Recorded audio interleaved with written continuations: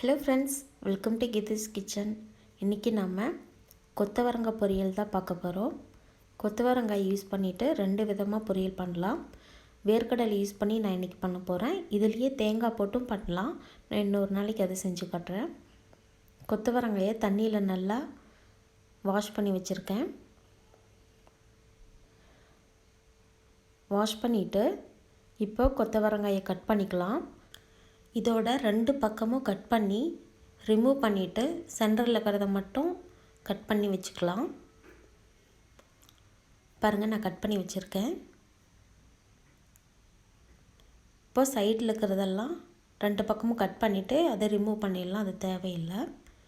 இப்போ கொத்தவரங்காயை வேக வச்சிடலாம். கொஞ்சமாக தண்ணி விட்டுட்டு மஞ்சத்தூள், உப்பு போட்டிருக்கேன். காய்க்கு தேவையான அளவுக்கு உப்பு. இதை ரொம்ப அதிகமாக வேக விடாமல் கொஞ்சம் சாஃப்டாக இருக்கணும். காய் மேஷ் ஆகிற மாதிரி வேக விட வேண்டாம். நீங்கள் நசுக்கி பார்த்தாவே தெரியும், நல்லா சாஃப்டாக வெந்திருக்கு. இப்போ இதில் இருக்கிற தண்ணியெல்லாம் ரிமூவ் பண்ணிவிட்டு வச்சிடலாம். நான் வேர்க்கடலை, வறுத்த வேர்க்கடலை எடுத்து வச்சுருக்கேன். இதை மிக்சியில் பவுட்ரு பண்ணி வச்சுக்கலாம். ரொம்ப ஃபைன் பவுடராக பண்ணிக்கோங்க. அடுத்தது கடாய் சூடு பண்ணிவிட்டு எண்ணெய் கொஞ்சம் விட்டுருக்கேன். எண்ணெய் சூடானதும் கடுகு சேர்த்துக்கலாம். கடுகு பொரிஞ்சதும் ஜீரகை கொஞ்சம் சேர்த்திக்கலாம். கட் பண்ணி வச்சுருக்கிற சின்ன வெங்காயத்தையும் இதில் சேர்த்துக்கலாம். கருவேப்பிலை, இது லைட்டாக கலர் சேஞ்ச் ஆகிற வரைக்கும் வதக்கிக்கோங்க.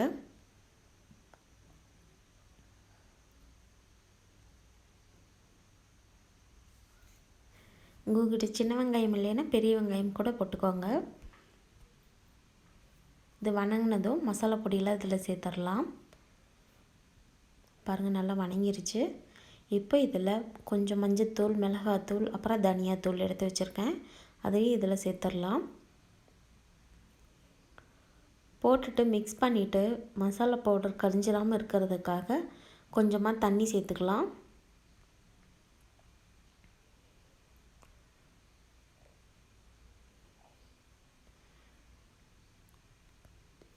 கொஞ்சமாக தண்ணி சேர்த்துருக்கேன். தண்ணி நல்லா கொதிக்க ஆரம்பிக்குது.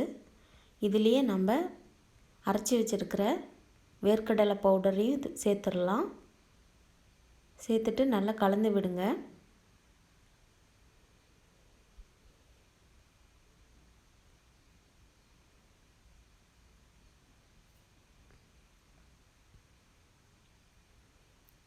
நல்லா கொதிச்சிட்ருக்கு. இப்போது வேக வச்சுருக்க கொத்தவரங்காய் இதில் சேர்த்துடலாம். நம்ம காய் வேக வைக்கும்போது தான் உப்பு சேர்த்துருக்கோம், இப்போ இன்னும் சேர்த்துக்கல. இப்போ தேவையான அளவுக்கு உப்பு சேர்த்திக்கோங்க.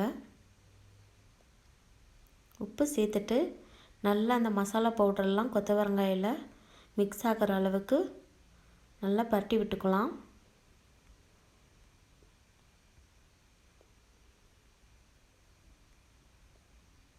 ஸோ அவ்வளோதான், நம்மளோட கொத்தவரங்காய் பொரியல் சூப்பராக ரெடி ஆயிடுச்சு. சூடான ரைஸ் கூட சர்வ் பண்ணுங்கள், ரொம்ப நல்லாயிருக்கும்.